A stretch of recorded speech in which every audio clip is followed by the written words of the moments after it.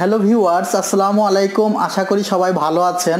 আপনাদের ভালোবাসাতে এবং দোয়াতে আমিও ভালো আছি এবং আমি আপনাদের জন্য দোয়া করি সবসময় যেন আমার ভিউয়ার্সরা খুব ভালোভাবে তাদের সময়গুলো পার করুক। এবং আপনারা যদি আমার ভিডিওটি ভালো লাগে, যদি আপনাদের পক্ষে সম্ভব হয়, তাহলে প্লিজ সাবস্ক্রাইব মাই চ্যানেল এবং পাশে যে বেল বাটনটি আসবে সেটিতে ক্লিক করে রাখুন। তাহলে পরবর্তী ভিডিও পাবলিশ করার সাথে সাথে আপনি একটি নোটিফিকেশন পেয়ে যাবেন। ভিউয়ার্স, অনেক রিকোয়েস্ট পেয়েছি আমি 15,000 টাকার মধ্যে একটি প্যাকেজ রেডি করতে, কিন্তু আমি অনেক ভেবে চিন্তা করে দেখেছি যে আসলে 15,000 টাকার মধ্যে আমি অনেক প্যাকেজই এর মধ্যে আপনাদের সামনে উপস্থাপন করেছি, কিন্তু আরও একটি প্যাকেজ ছিল যে প্রোডাক্টটি আমার হাতে না থাকার কারণে আমি সেই ভিডিও রিভিউ করতে পারিনি। কিন্তু আজকে হঠাৎ করেই কাকতালীয়ভাবে সেই প্রসেসরটি আমার হাতে চলে এসেছে। সেটি হলো কোর i7 এর প্রথম জেনারেশন প্রসেসর। এটি প্রথম জেনারেশন প্রসেসর হইলেও এখানে রয়েছে 4 কোর এবং 8 থ্রেড, যা আপনাদের জন্য ব্যবহার অনেক বেশি স্পিডি হবে অল্প বাজেটের মধ্যে। 15,000 টাকার মধ্যে এর চেয়ে ভালো স্পিড দেওয়া সম্ভব ছিল বলে আমার মনে হয় না। এখানে আমি কোর i7 এর প্রথম জেনারেশন 860 সিরিজের প্রসেসরটি ব্যবহার করেছি এবং এই প্রসেসরটি আপনি গ্রাফিক্স কার্ড ছাড়া ব্যবহার করতে পারবেন না, সেজন্য আমি একটি 1 GB গ্রাফিক্স কার্ড ব্যবহার করেছি। প্রসেসরটির বাজার মূল্য 5,000 থেকে 6,000 টাকার মধ্যে এবং এই গ্রাফিক্স কার্ডটির মূল্য 2,500 থেকে 3,000 টাকা। ভিউয়ার্স, আপনারা অনেকেই জানেন প্রথম জেনারেশনের প্রসেসর সাপোর্ট করে H55 সিরিজের মাদারবোর্ডে। সুতরাং এখানে মাদারবোর্ড হিসাবে H55 সিরিজের একটি মাদারবোর্ড স্পিড ব্র্যান্ডের আমি চয়েস করেছি এবং সেটির বর্তমান বাজার মূল্য 3,300 টাকা এবং সেখানেও পাবেন 1 বছর পার্টস রিপ্লেসমেন্ট ওয়ারেন্টি। এছাড়া এখানে ব্যবহার করেছি 500 GB হার্ড ড্রাইভ, যদিও আমার পছন্দ ছিল যে 120 GB SSD ব্যবহার করব প্লাস 1 টেরাবাইটের একটি ওয়েস্টার্ন ডিজিটাল হার্ড ডিস্ক ব্যবহার করব। তাহলে আপনার কম্পিউটারটি অনেক বেশি দিন স্থায়িত্ব এবং অনেক কাজ করে আপনারা স্বাচ্ছন্দ্য বোধ করতেন বলে আমি মনে করি। কিন্তু বাজেট স্বল্পতার কারণে আমাকে এখানে 500 GB হার্ড ডিস্ক ব্যবহার করতে হয়েছে। আর আপনারা সবাই জানেন 1 টেরাবাইটের নিচের হার্ড ডিস্কগুলো সবগুলোই কিন্তু রিকন্ডিশন হার্ড ডিস্ক। যদিও আমরা যে হার্ড ডিস্কটি আপনাকে প্রোভাইড করব সেটি কিন্তু আপনি বাইরে থেকে দেখে এটি রিকন্ডিশন বা ইউজড হয়েছে আগে এটি বোঝার কোনো উপায় নেই, কারণ এই হার্ড ডিস্কটি সম্পূর্ণভাবে ইনট্যাক্ট করা এবং এখানে কোনো প্রকার ময়লা নেই, যেটি দেখে আপনি বুঝবেন যে এটি ব্যবহার করা হয়েছে। আমি 4 GB DDR3 র্যাম ব্যবহার করেছি এবং এখানে ক্যাশিং এবং পাওয়ার সাপ্লাই ব্যবহার করেছি এবং এই প্যাকেজের সাথে আপনি আরও পাবেন কিবোর্ড এবং মাউস।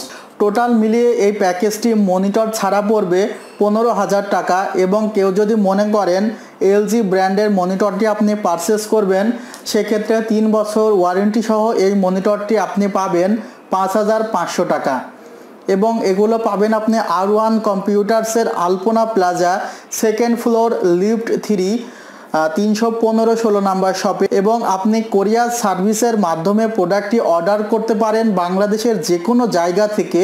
সেক্ষেত্রে আমাদের হেল্পলাইন নাম্বারে কল দিন। আমাদের হেল্পলাইন নাম্বার 01716994588। আপনি যে কোনো প্রোডাক্ট অনুসন্ধানের জন্য আমাদের ওয়েবসাইট ভিজিট করতে পারেন। আমাদের ওয়েবসাইটের ঠিকানা www.r1computersbd.com।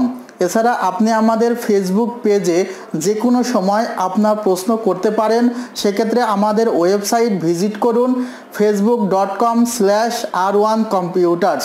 এছাড়া আপনার মনের কোনো প্রশ্ন যদি আমাকে সরাসরি জানাতে আপনি পছন্দ করেন, তাহলে আপনি আমার যেই ভিডিও আছে সেখানে কমেন্টস বক্সে কমেন্ট করুন, আমি 100% কমেন্টের রিপ্লাই দিয়ে থাকি। ভিউয়ার্স, সুতরাং আপনাদের সামনে 15,000 টাকার যে প্যাকেজটি আমি উপস্থাপনা করলাম, আমি আশা করি এই প্যাকেজটি যদি আপনি কিনে থাকেন তাহলে 15,000 টাকার মধ্যে সবচাইতে ভালো প্যাকেজটি আপনি পাচ্ছেন। কারণ যেহেতু প্রাইজের সীমাবদ্ধতা আছে, সেহেতু 15,000 টাকার মধ্যেও কিন্তু আপনি এর চেয়ে ভালো কনফিগার এখন বর্তমানে আশা করতে পারেন না। আর আরেকটি বিষয়, আমি যখন প্রথম কাজ করি তখন আমি সেলেরন ডুয়েল কোর ল্যাপটপ দিয়ে কাজ করতাম। সেক্ষেত্রে আমার কম্পিউটারে কাজ করতে মনে হতো যে আমার যদি আরও একটু আপডেট ল্যাপটপ বা ডেস্কটপ কোম্পানি দিত, সেক্ষেত্রে আমি হয়তো বা আরও ভালো কাজ করতে পারতাম। এরপরে আমি কোর i3 4th জেনারেশনের একটি ল্যাপটপ ব্যবহার করি ডেল ব্র্যান্ডের। তখন হয়তোবা আগের চেয়ে অনেক ভালো স্পিড পাই। তখন মনে হয়েছিল যে আরও একটু যদি ভালো পেতাম তাহলে হয়তোবা আমার কাজগুলো আরও ভালো করতে পারতাম। এখন বর্তমানে কোর i5 এর 7th জেনারেশন এবং ডেডিকেটেড গ্রাফিক্স 2GB সহ ব্যবহার করি। এখন মনে হয় যে না, আমার ল্যাপটপ হয়তোবা ঠিক আছে, মাঝে মধ্যে ব্রাউজারগুলো হ্যাং করে, তাহলে ব্রাউজারের সমস্যা, আপডেট ব্রাউজার প্রয়োজন।